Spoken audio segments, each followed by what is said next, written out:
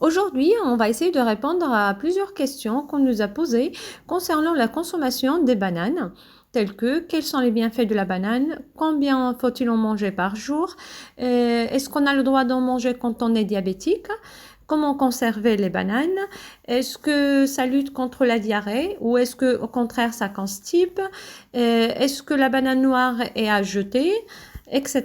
Donc on va essayer de répondre d'une façon globale sans trop entrer dans les détails. Premièrement, quels sont les bienfaits de la banane? Alors, on sait tous que la banane, c'est un aliment très riche en nutriments essentiels pour notre santé. Elle est chargée de vitamines B6, C, de minéraux essentiels tels que potassium, calcium, magnésium, manganèse. Elle est riche en folate, fer, en fibres alimentaires.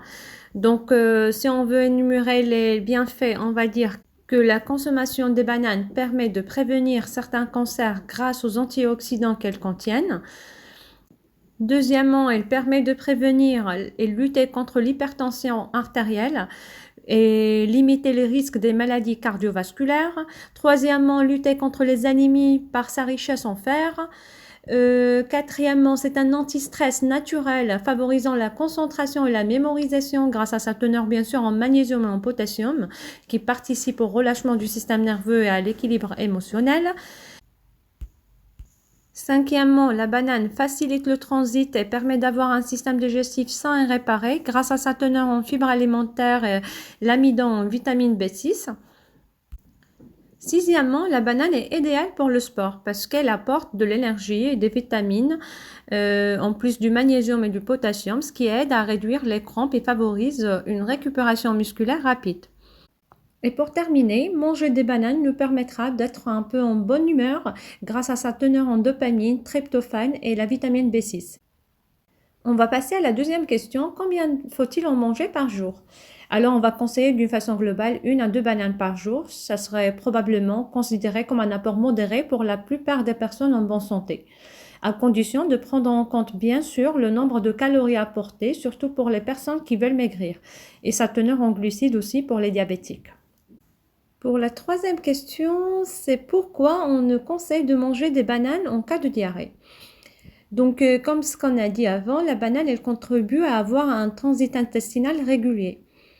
Du coup, pour les personnes souffrant d'une diarrhée, la banane va ralentir le transit grâce à sa richesse en pectine, ce sont des fibres.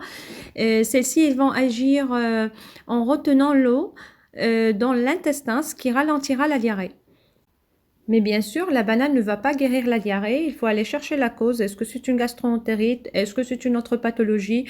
Et pour les enfants, il faut faire très très attention aussi, et les personnes âgées, par rapport à la déshydratation, il faut leur donner à boire et aller consulter pour avoir le bon traitement. On passe à la question suivante, est-ce qu'on peut manger des bananes quand on a un diabète? Alors la réponse est oui, mais il faut faire très attention au taux de glycémie et au degré de maturité de la banane. C'est-à-dire plus la banane est noire, plus elle est mature, plus elle contient des sucres rapides, fructose, glucose. Plus elle est verte, plus elle contient de l'amidon qui est un sucre complexe. Donc, pour les diabétiques, si vous faites un bon contrôle de la glycémie avant chaque repas et que votre diabète est bien suivi par votre spécialiste, les bananes peuvent tout à fait s'intégrer dans votre régime alimentaire. Vous allez profiter ainsi de leurs nombreux bienfaits tout en vous faisant plaisir. Je pense là on est à la sixième question.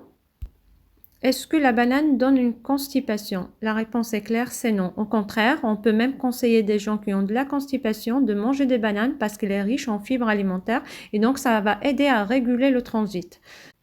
Donc la banane ne constipe pas, contrairement à l'idée communément reçue. On conseille de consommer des bananes en cas de constipation et en cas de diarrhée.